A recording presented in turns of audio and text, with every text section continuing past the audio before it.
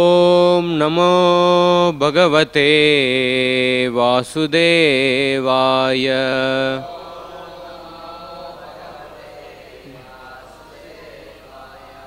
ओम नमो भगवते वासुदेवाय।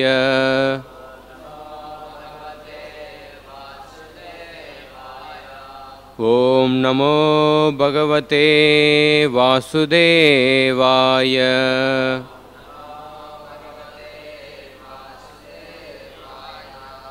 नारायणं नमस्कृत्य नरं चैव नरोत्तमं देवीं सरस्वतीं व्यासं ततो जयमुदीरयेत्। नष्टप्रायेषु अभद्रेषु नित्यं भागवत सेवया भगवतीर्उत्तमश्लोके भक्तिर्भवती नैष्टिकी। कृष्णाय वासुदेवाय देवकी नंदनाय च नंदगोपकुमाराय गोविंदाय नमो नमः। Reading from Srimad Bhagavatam, Canto 10, Chapter 14, Chapter 12, Chapter entitled The Killing of the Demon Aghasura, text number 14 to 18. दृष्ट्वार्बकान् कृष्णमुखान् Aghasura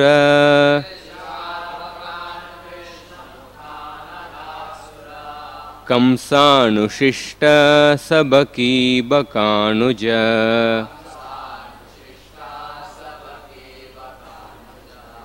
अयं तु मे सोदरनाशकृतयो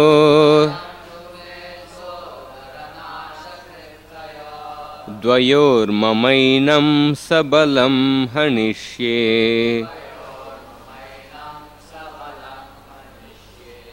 दृष्ट्वार्बकान् कृष्णमुखान् अघासुर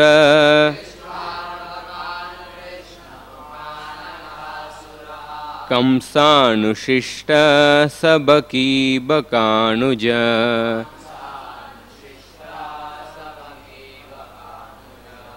अयं तु मे सोदरनाशकृतयो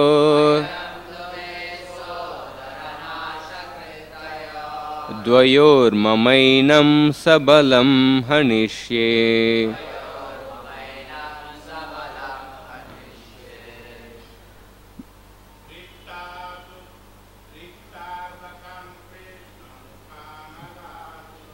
दृष्ट्वार्बकान् कृष्णमुखान् अघासुर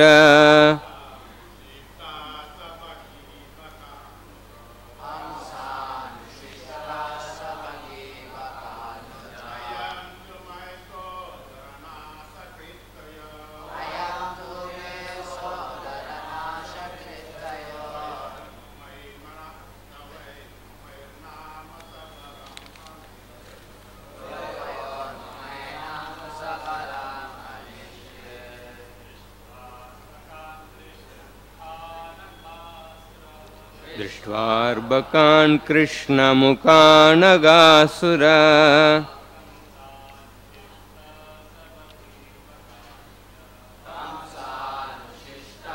सबकी।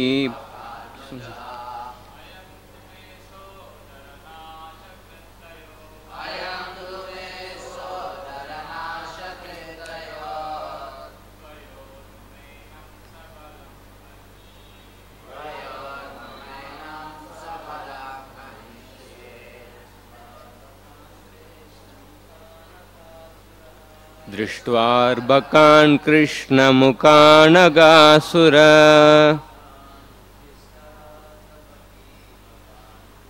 कंसानुशिष्ट सबकी बकानुज।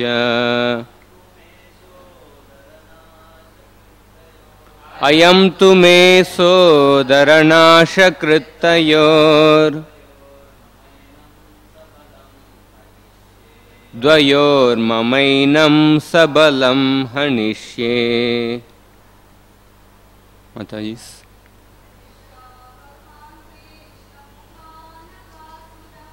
दृष्ट्वार्बकान् कृष्णमुखान् Aghasur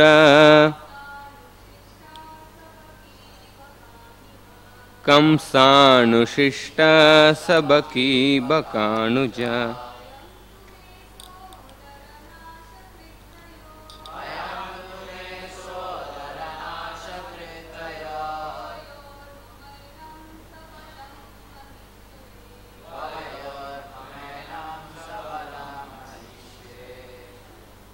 Word to word translation. Drishtva, after seeing Arbakan, all the cowherd boys, Krishna Mukhan, headed by Krishna, Aghasura, the demon by the name Aghasur,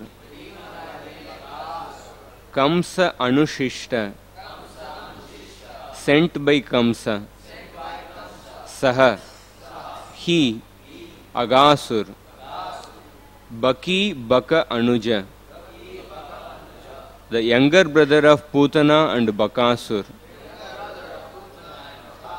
I am this Krishna, tu, indeed, may, my, Sodara Nashakrit, the killer of my brother and sister. Tayo, for my brother and sister. Dvayo, for those two. Mama, my. Enam, Krishna. Sabalam, along with his assistants, the cowherd boys. Hanishye, I shall kill. Translation. Aghasur, who had been sent by Kamsa, was the younger brother of Putana and Bagasur. Therefore, when he came and saw Krishna at the head of all the cowherd boys, he thought, this Krishna has killed my sister and brother, Putana and Bakasur. Therefore, in order to please them both, I shall kill this Krishna, along with his assistants, the other cowherd boys. We will read the next 4 verses till we come to a purport. Text 15. Aghasur thought, if somehow or other I can make Krishna and his associates serve as the last offering of sesame and water for the departed souls of my brother and sister, then the inhabitants of Vrajabhumi, for whom these boys are the life and soul, will automatically die. If there is no life, there is no need for the body.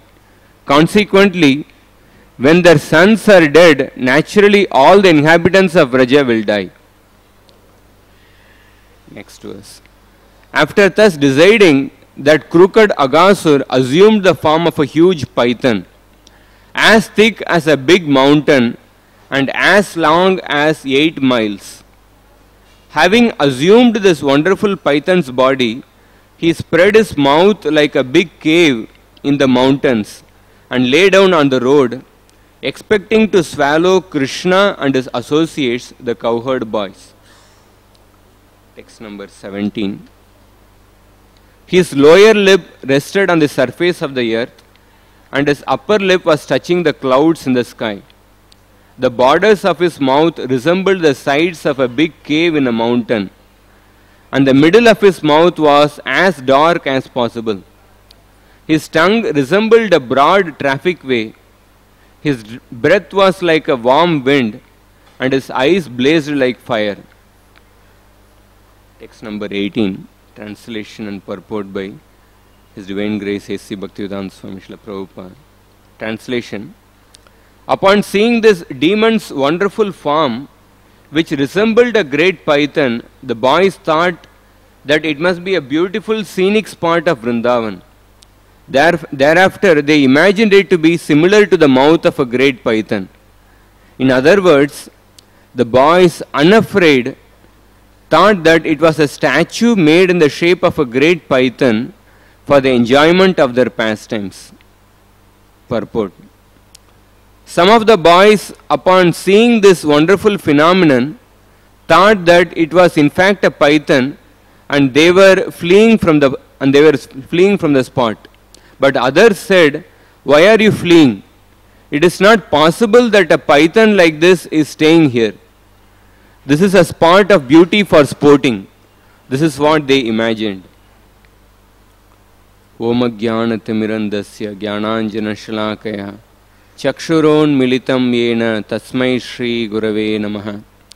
Namo Om Vishnupadaya Krishna Preshnaya Bhutale Srimate Bhaktivedanta Swami Nitinamine. Namaste Saraswati Deve Gauravani Pracharine Nirvisesha Shunyavadi Pashyati Deshatarine. Jai Shri Krishna Chaitanya Prabhu Nityananda Shri Advaita Gadada Srivasadi Gaura Bhaktavranda. Hare Krishna, Krishna Krishna, Hare Hare, Hare Ram, Ram Ram, Hare Hare.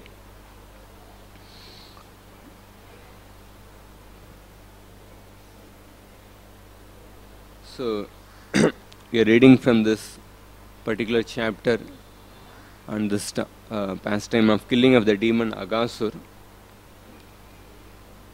So today we are basically reading these verses that how Aghasura, who had been sent by Krishna, who had been sent by Kamsa, he has actually come to kill Krishna and the cowherd boys.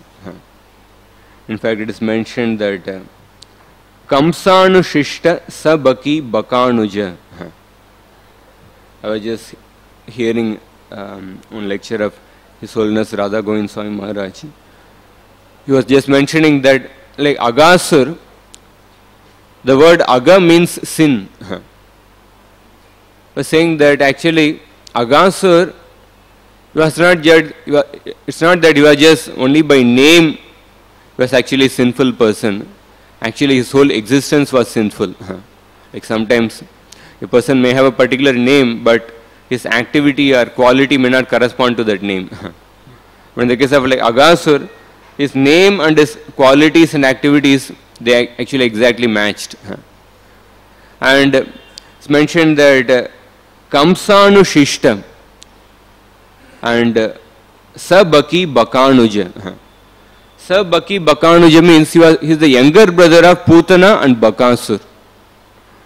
We see that like sometimes by seeing actually the family background, like sometimes we can come to know about the nature of other members also. Like it's not that it's a general, it's always true, but many times it may be true that suppose by seeing the like father, mother or brother or sister, if they are having a particular attitude, then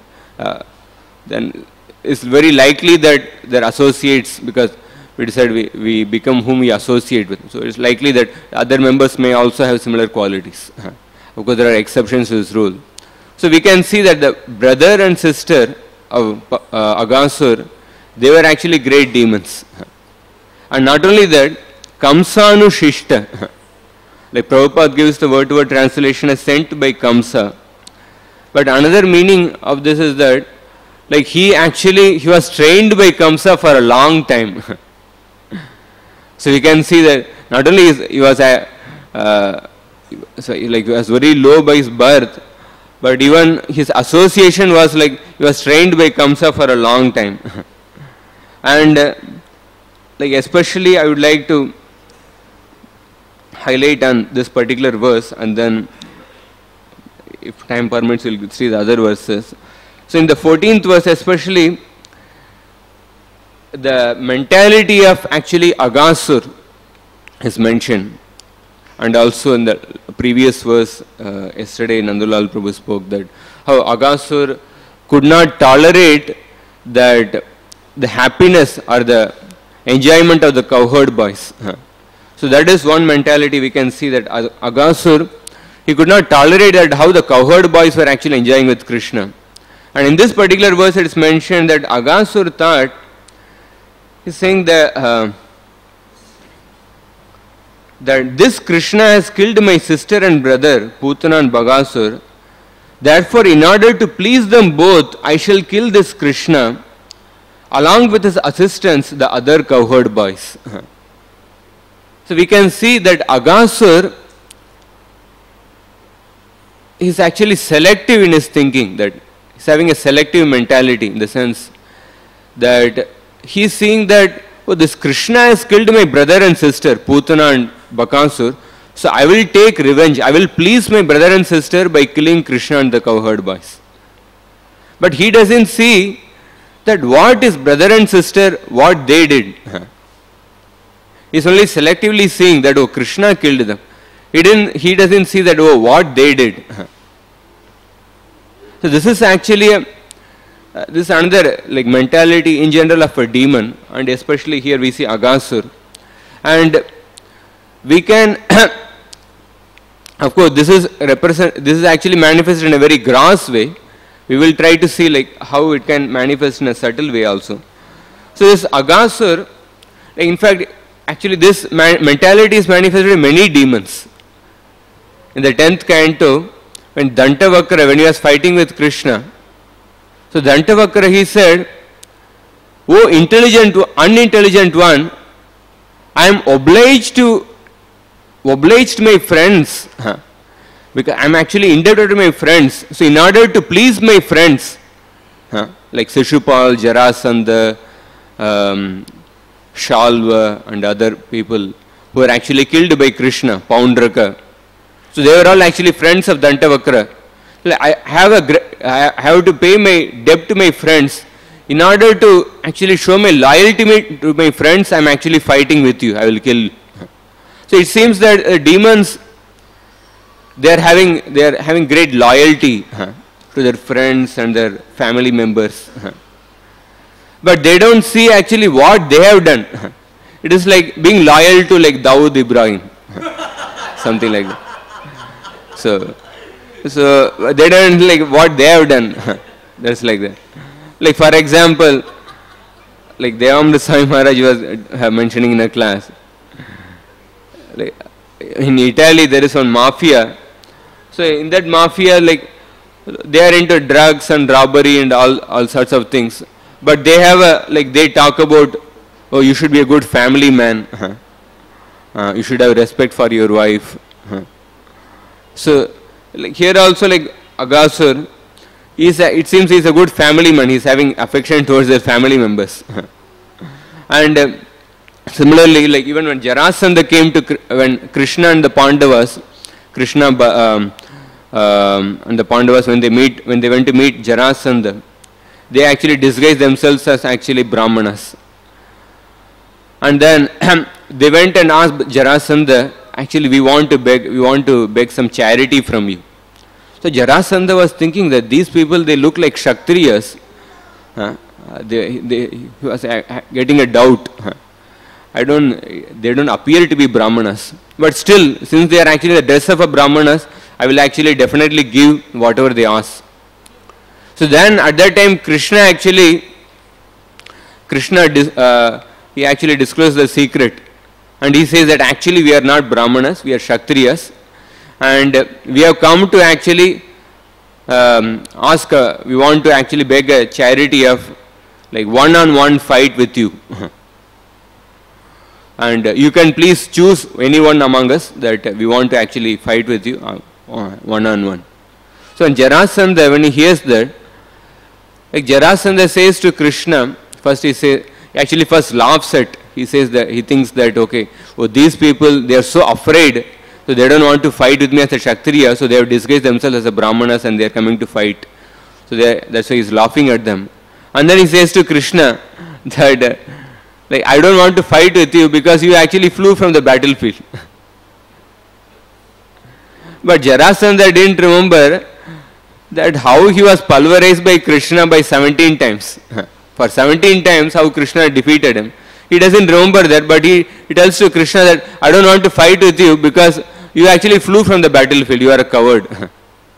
So demons, they have actually selective mentality.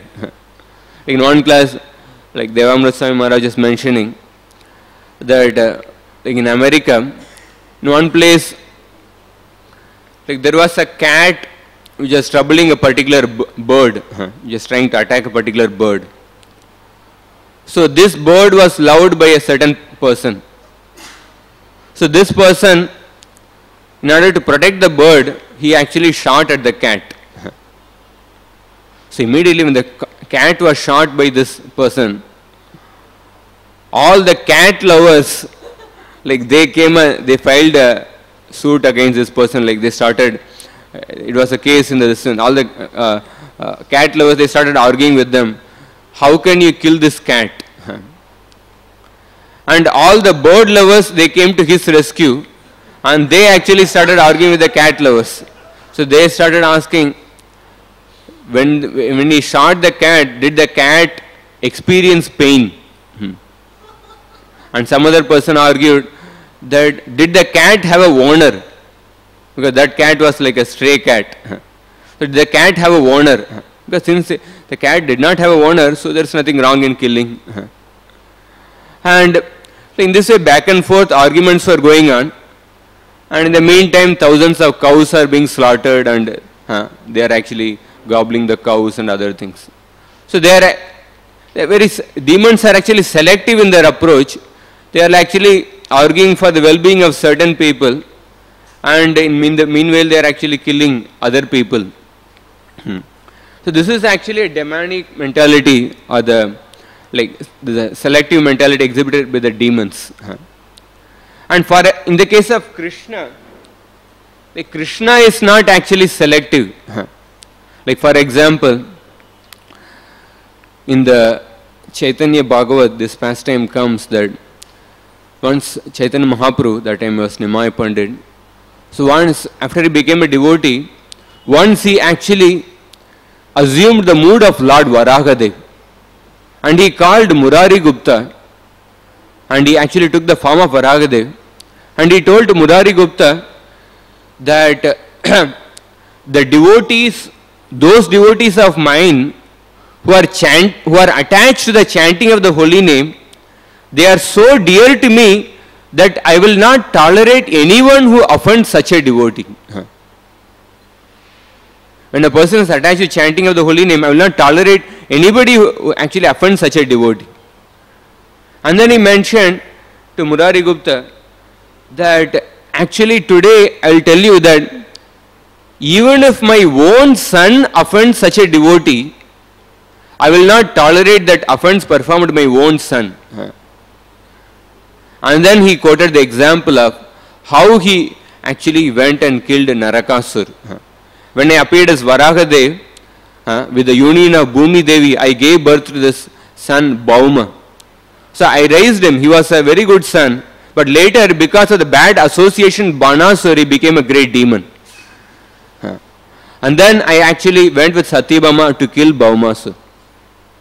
So Krishna is not selective, seeing that in actually punishing the demons, even if they happen to be his own family members, if they actually trouble the devotees, Krishna will actually kill them. And in fact, the whole pastime of the annihilation of the Yadu dynasty, one of the important lessons which Hridayananda Maharaj writes again and again in the purport, he says that, I'll just read this purport because it's good to hear these inspiring words. Hridayananda Maharaj says that Krishna actually wished to leave behind a vivid lesson for the living entities of this age, that any so-called religious person, even if he is so exalted as to take birth in the Lord's personal family, cannot violate the respect and reverence which is due to the pure devotees of the Lord, such as Narada Muni. The principle of serving the pure devotee of Krishna is so essential for spiritual advancement that the Lord exhibited the inconceivable pastime of causing the destruction of the Yadu dynasty just to impress this point upon the conditioned souls of Kali Yuga. So Krishna is actually not selective in actually punishing anybody who actually offends a devotee. In fact, Lord Vishnu tells to the four Kumaras, he says that I am ready to lop off my own arm if it's my arm is actually found hostile to you. He says that if its conduct is found hostile to you, what to speak of like punishing my own servants, I am ready to lop off my own arm. Because punishing the servants or the relatives, that is like the conception of mine, who they belong to me. But giving up my own arm means like giving up one's own identity. Like among the conception of me and mine, the conception of me actually is more deep rooted. So Krishna is saying that, Lord Vishnu is saying that I am ready to lop off my own arm if its conduct is found hostile to you. In fact, if you see that, so this is the attitude of Krishna, that he is not actually selective in punishing anybody if they actually offend his devotees. And in fact, like another aspect, there is again very beautiful verse in the prayers of Prithu Maharaj. We can see this aspect of this attitude of hearing. Prithu Maharaj in his prayers, he says that na kamaye na tatadapyaham kvachin nayatra yusmat charanam bujasava mahattamantar hridayan mukachyuto vidatsva karnayutamesha varaha. Prithu Maharaj is saying, na kamaye nata, I do not actually desire anything, and tadap aham kvachin nayatra yusmat charanam bujasava, I do not actually desire anything. In particular, I do not desire liberation of merging into the impersonal Brahman. And because why I do not desire this? Because nayatra yusmat charanam bujasava. Because in liberation, there is no, we don't get the nectar of hearing your glories. Because there is no nectar of your lotus feet coming from the hearts of great devotees. What kind of nectar which Krishna Maharaj is describing? Mahattamantar hridayan mukachyuto. Because in liberation there is no nectar available in the form of hearing your glories from the mouths of your pure devotees, from your devotees.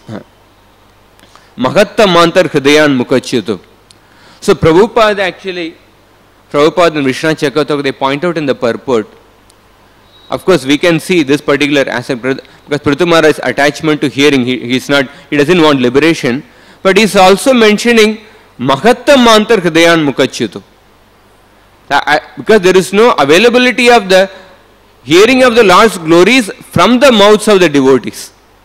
So Prabhupada says that so one should hear the glories of the Lord from the mouths of the devotees. So when we hear the glories from the non-devotees, it is like hearing from drinking a milk touched by a serpent. Like Krishna says in the 17th chapter, food in the mode of ignorance. Yata yamam gatarasam puti paryushitam chayat uchishtam apicha medyam bhojanam tamasapriyam. One of the characteristics of food in mode of goodness is actually that which is the remnants of somebody else. That is actually food in the mode of ignorance. And what to speak of the remnant of a serpent? So hearing Krishna Katha from a non-devotee is like a remnant of a serpent. It's like poison. So we can see that Prithu Maharaj's attitude of he is selective in hearing from a devotee and not from a non-devotee. Of course, he expresses that he doesn't want liberation because there is no availability of Krishna Katha there. But he is actually expressing this point that he is selective in hearing from a devotee and not from a non-devotee. That's why he is mentioning especially Mahattamantar hridayan mukachyuto. But then he also mentions Vidatsva karna yutam yeshame varaha. But I want millions of tongues so that I can hear all the Krishna Katha spoken by all the devotees. Because there are so much of Krishna Kathas happening in different places, I don't want to miss any of them, so I want millions of ears. So Prabhupada, Vishnu Chakotaka writes in the purport, he actually elaborates on this point. He says, give me millions of ears because there are unlimited talks of Krishna going on in different places. So I cannot give up any one of these talks, any one of these topics being sung anywhere by any devotee about any subject matter concerning the Lord. So Prithu Maharaj is selective in regards to hearing from a devotee and not from a non-devotee, but he is not selective like in regards to like, oh, which devotee will speak. Let it be spoken by any devotee at any place, by any topic concerning to the Lord. So this is actually the attitude of Prithu Maharaj in regards to hearing. And like another example in regards to preachings, this attitude of selective, like in the 10th canto, when Shukadeva Goswami like describes the rainy season, a beautiful example. He says like the waterfalls in the autumn season, they are compared to the self-realized speakers.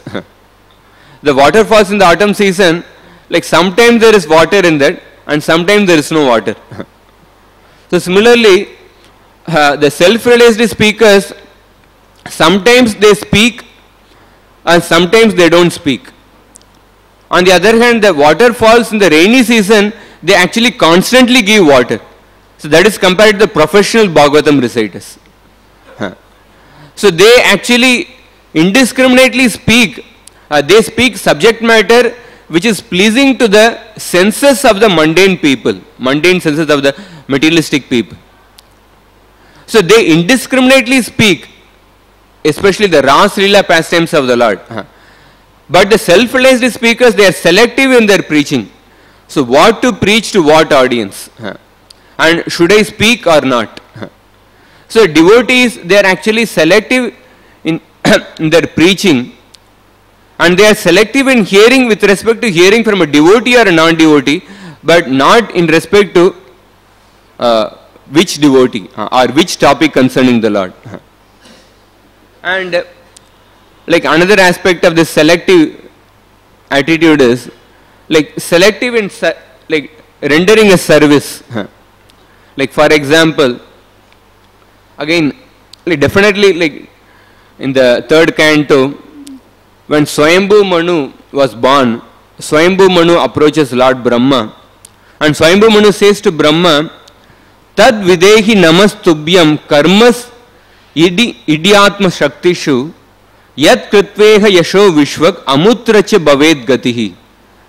So Swayambhu Manu says to Brahma, please give us your direction for the execution of duty within our working capacity, Atma Shaktishu, so that we can actually get fame in this life and progress in the next life. So Swayambhu Manu is actually saying, please engage me in a service within our capacity. And Vishwanath Chakravarti says that, please engage in a service according to my ability. So devotees, so they may be selective in regards to making us rendering a service according to their ability or according to their capacity. And even like 4 Kumaras, they told Lord Brahma requested them to get married and then do the service of expanding the creation. But the 4 Kumaras refused to marry. So that is not condemned by the devotees. So the devotees may be selective in the service, considering that, oh, this service may not be, I may not be able to render this because of I lack this ability or skill, or I don't have the physical capacity. But at the same time, we also see, but devotees, a sincere devotee may not be selective in his service in regards to, oh, this service is in the forefront and this service in the background. Like for example, again the character of Prithu Maharaj, we see that Tatrapi adabhya niyamo vaikanasa susammate arabdha ugra tapasi yatasva vijaye pura. It is described that Prithu Maharaj, after retiring from his household life, he strictly followed the regulations of retired life and underwent severe austerities in the forest. And he engaged in these activities as seriously as he had formerly engaged in leading the governmental affairs. So previously when he was a king, that time he was in the forefront, he was like giving orders to So that was also devotional service. And now he was in the forest all alone, executing devotional service all alone in the forest, not seen by anyone. But he was engaging in this service with the same enthusiasm as he was engaging previously. So devotee, a sincere devotee, is not selective in respect to, he will be selective in doing a service, should be according to his capacity or ability, but not selective in respect to, oh, this is in the forefront or this is in the background.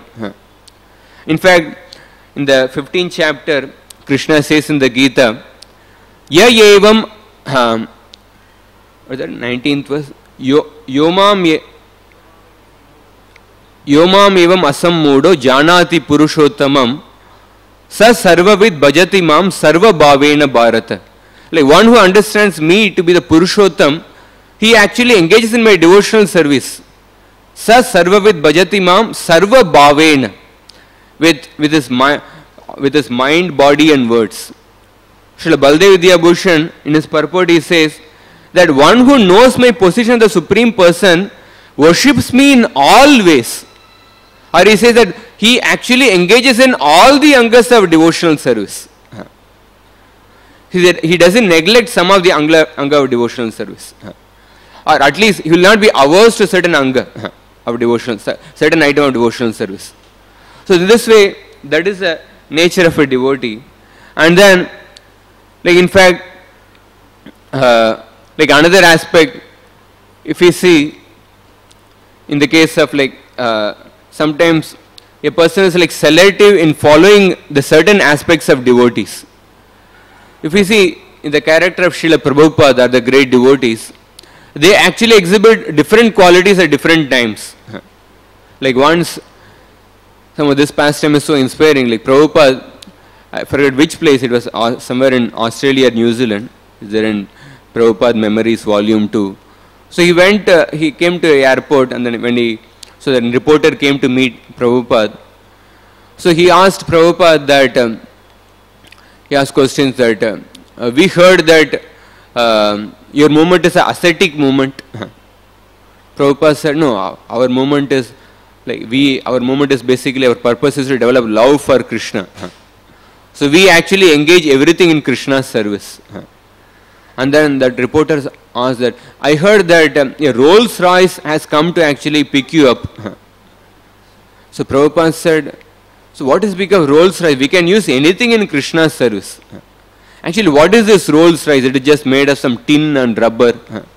A representative of Krishna actually should be taken in a golden chariot, in a golden car. This Rolls Royce is nothing.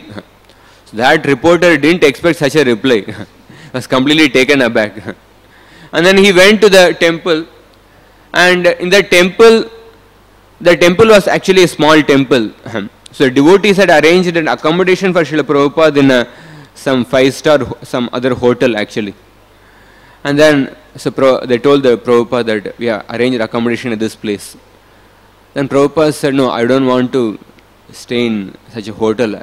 It's all right, I'll like to stay in the midst of the devotees and I can adjust here. So Prabhupada, he exhibited a different mood there, and in the midst of a devotees was like a lamb. Lamb at home but lion at chase.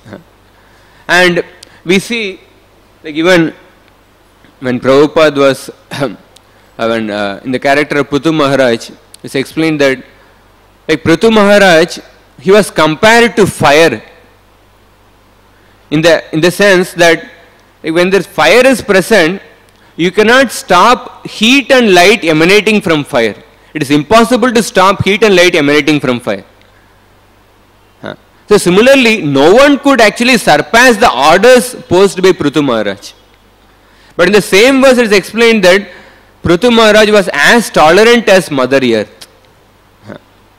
He was the Mother Earth, the symbol of tolerance. So this is actually, devotees actually exhibit both the qualities. Like for another quality which is explained that like Prithu Maharaj was equal to Brihaspati in his spiritual knowledge. At the same time, he was the follower of the Brahmanas and the Vaishnavas. So his scholarship is explained and his submissiveness is explained. And usually, we tend to follow certain aspects of the devotees and we tend to ignore certain aspects. And like for example, like another, again this is a very beautiful example. If you see the character of Uddhav, like the third canto, in fact when Vidura asked different questions to Uddhav about Krishna and Balaram and about the different members of the Yadu dynasty, so immediately actually Uddhav goes into ecstasy. Some Mukurtam, for 48 minutes, he was stunned in ecstasy, he couldn't speak anything. And then after 48 minutes, from the stage of prema, he came to the, his heart melted, he came to the stage of sneha, and then he started speaking. Then all the verses spoken by Uddhav, they were spoken in complete remembrance of Krishna. And in fact, like if you read the third canto, second chapter, in the first half, all the verses which were spoken were like very unsystematic. Sometimes he was remembering about how Krishna delivered the soldiers in the battlefield, how Krishna showed mercy to Putana, like not in a chronological order, he was just remembering different pastimes. So all those pastimes were spoken in complete absorption, and one of the verse which Uddhav spoke, that actually made Shukdev Goswami a devotee. That is Aho Bhakiyam Stanakala Kutam.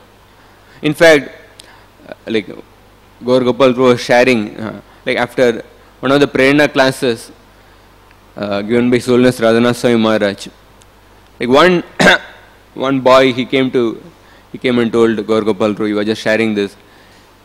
That Prerna class was so inspiring. He said, like you people, you may give classes with PowerPoint and 7 points, 8 points, etc. But this class, I've never heard such a class. Like this class transformed me so much. It's like much more than all of your classes. Like that, he was just sharing. He was just telling Gaur Gopal, he was just sharing this. That so basically, the point is, like when a person speaks something with complete absorption in Krishna, even though it may not be systematic, it actually completely transforms a person. So it doesn't mean that one should not be systematic, but basically the point is that absorption. And that verse spoken by Uddhava, that actually transformed Shukdev Goswami. Because that made Shukdev Goswami a devotee, and who actually later spoke Srimad Bhagavatam. So we see this quality of Uddhav, his eagerness and his absorption in Krishna. At the same time, we also see another quality in Uddhav. In the third canto, fourth chapter, when Vidura asked Uddhav, so can you tell me, what did Krishna speak to you before actually he went back to the spiritual world? Only you and Maitreya Rishi was present. What did he speak to you? So Uddhav says, no, you should actually hear from Maitreya Rishi. In fact, Prabhupada writes a beautiful purport there. He says that although one may be well versed in the transcendental science, one should be careful about the offense of Maryada Vyatikram or impertinently surpassing a greater personality. According to scriptural injunction, one should be very careful of transgressing the law of Maryada Vyatikram, because by so doing one loses his duration of life, his opulence, fame and piety and the blessings of all the world. And the Lord never tolerates the impertinence of Maryada Vyatikram. One should never pass over the honor due to an elderly spiritual master in the interests of one's own personal gain and fame. So basically we see like Uddhava's eagerness to follow the Vaishnava etiquette and also Uddhava's eagerness to speak about Krishna. So in fact, like in one sense, I remember in one of the meeting, one senior devotee was sharing this. It was so, like his many years of practice of Krishna consciousness. He said that in one sense it is actually, after some time it is easy to actually develop the skill of speaking, but it is actually more difficult to refrain from speaking when actually we are not supposed to speak. So Uddhava exhibited both the qualities. He didn't speak actually when Vidura asked him to instruct, and at the same time we see that Uddhava's eagerness to speak. Like recently, I went to like when you are going to preach to your hostel, so there was something in the notice board. So they have this annual sports. So they have the sport events. One of the sport event was slow bike race. Like slow bike race. Slow bike race means like different people will participate. So something like suppose 100 meter. So in that, the person who comes last will get the first prize, and he has to come to the distance without keeping his foot actually on the ground. Without keeping his, like, because when you, that means like you have to drive the bike as slow as possible. When you drive the bike as slow as possible, then after some time, like, you may feel like keeping the foot on the ground because it may be, you may not be able to balance and etc. And if you don't want to keep the foot on the ground, then you have to actually you have to increase the speed. But then you will actually lose the race. So basically, the point is that it is actually easy to win the fast bike race because we are naturally like fast.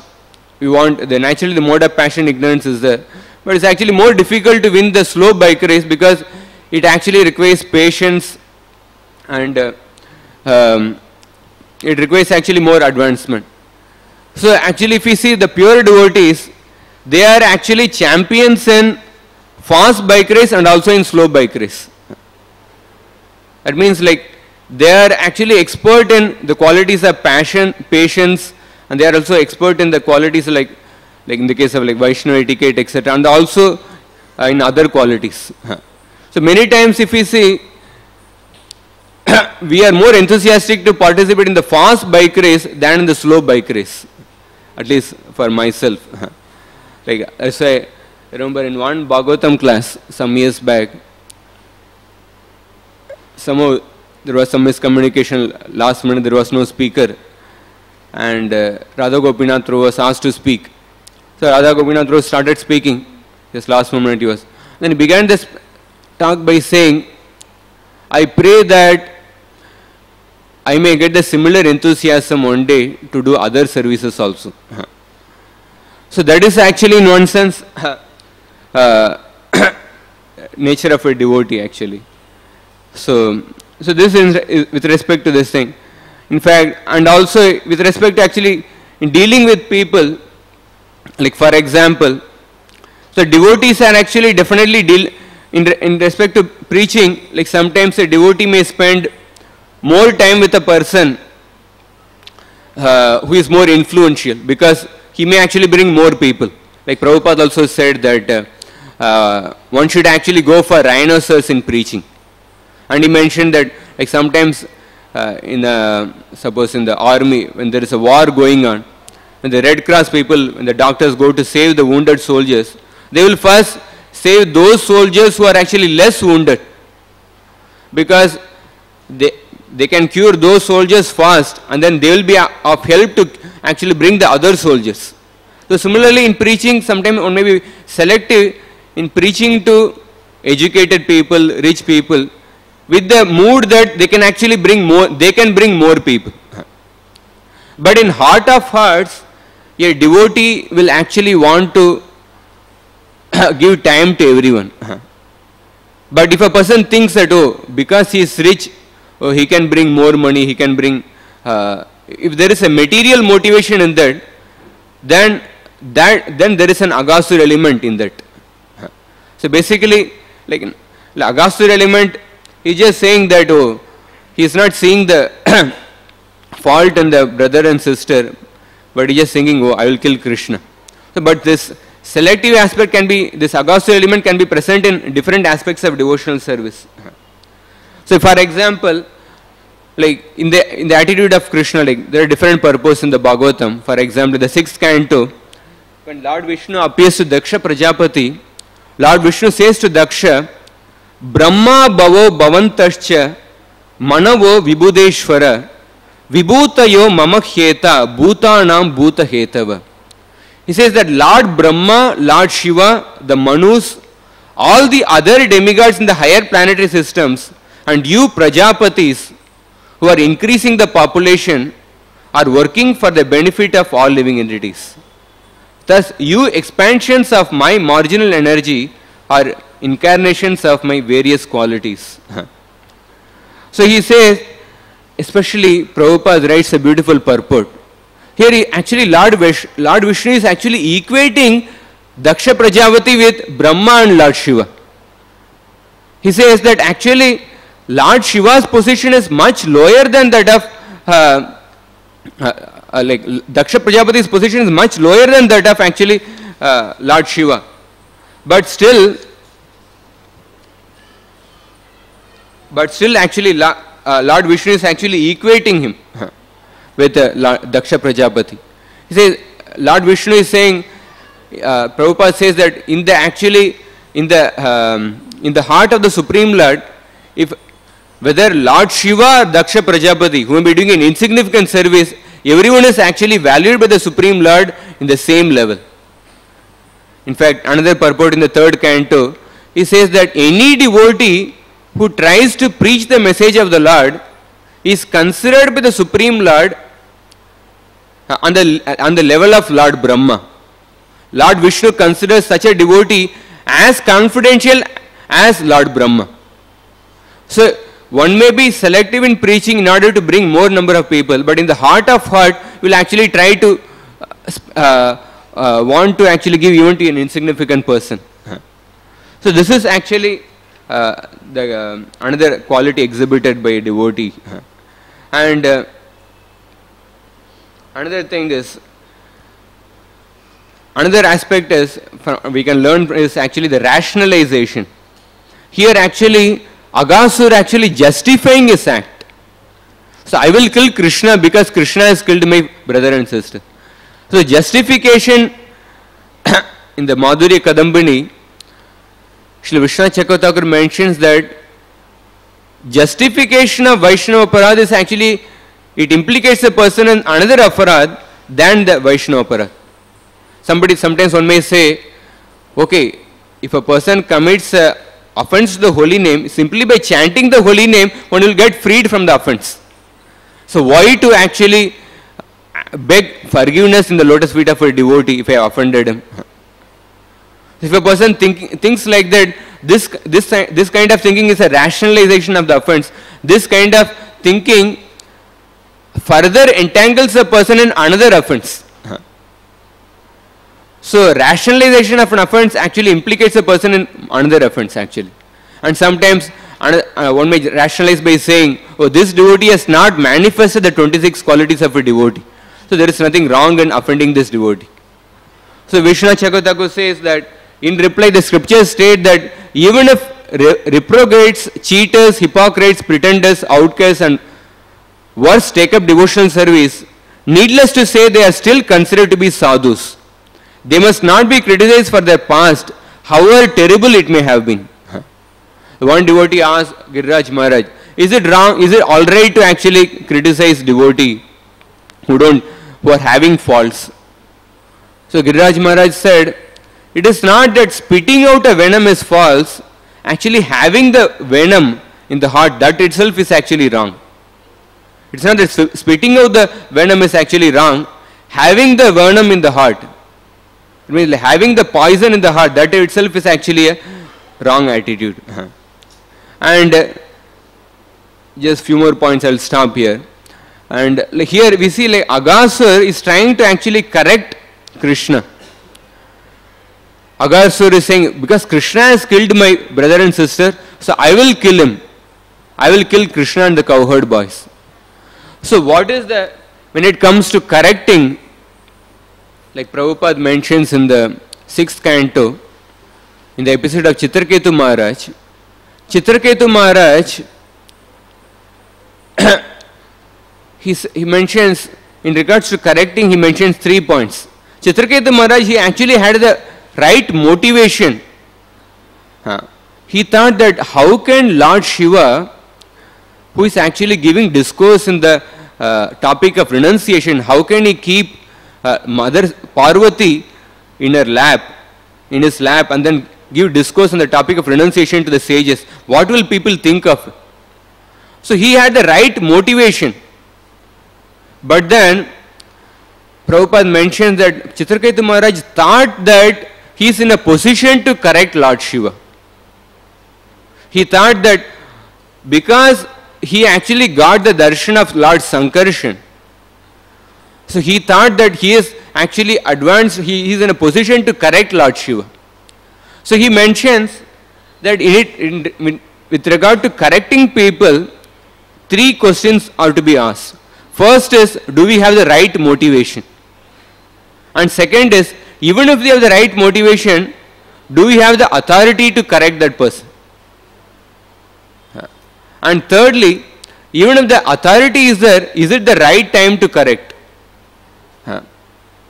Is it the right time, the right place, correcting maybe in the public, or maybe in that also some etiquettes are to be followed.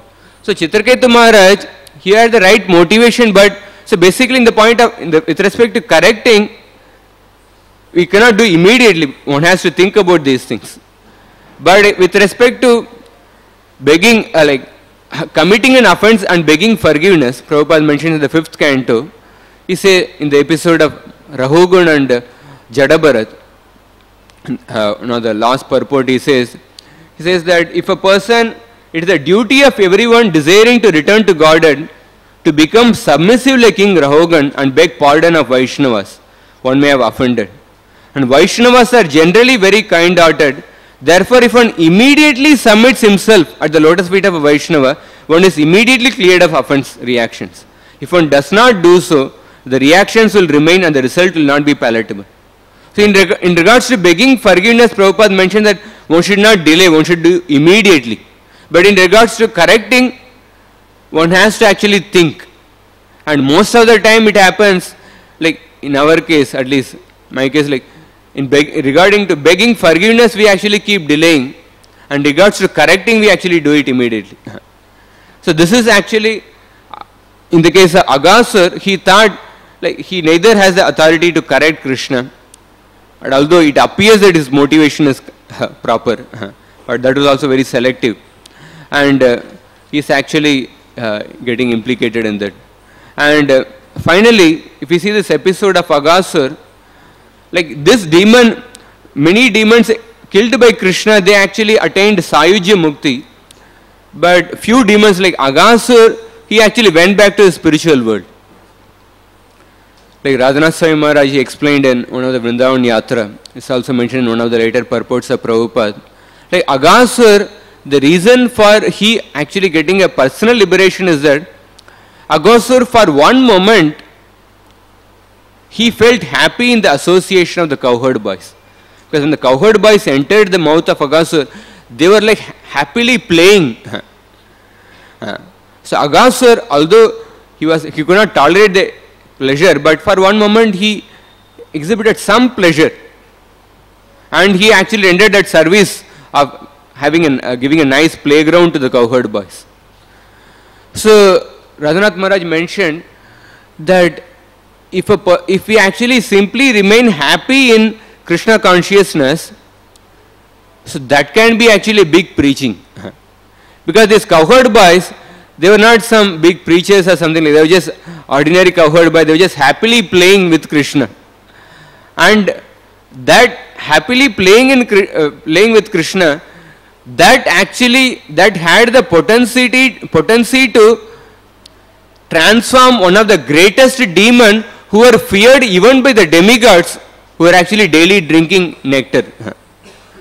So sometimes like some simple devotees who may be just dancing in kirtan, that may have the potency to convert even people who may not come to any lectures. That can transform certain people. On the other hand, sometimes when some big leaders fight with each other, that has the potency to convert an innocent person into a demon. The example is like Prithu Maharaj and Indra. When Lord Brahma comes to meet Prithu Maharaj, Lord Brahma tells Prithu Maharaj to stop the sacrifices. He says that you have actually come to establish religious principles, and you are continuing to perform the 100th sacrifice. It is actually encouraging people to take to religion.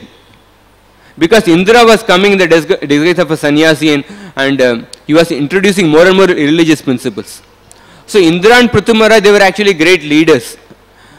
So when when two leaders are fighting, that has the potency to make innocent people into demons. And sometimes when some simple devotees they're happily practicing Krishna consciousness, that has the potency to convert a great demon into a devotee. So that is we see in the episode of Aghasura. So to summarize, we actually talked about how this Aghasura's attitude of selective mentality, how it can be present in different, this Aghasura element can be present in different aspects of devotional service.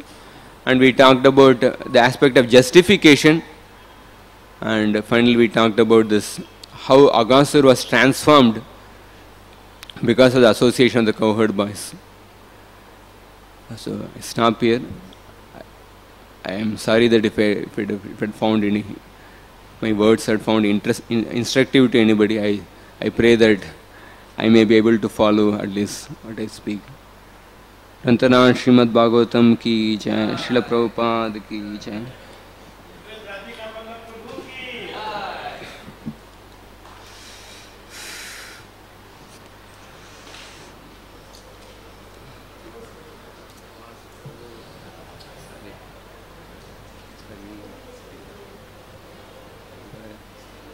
Best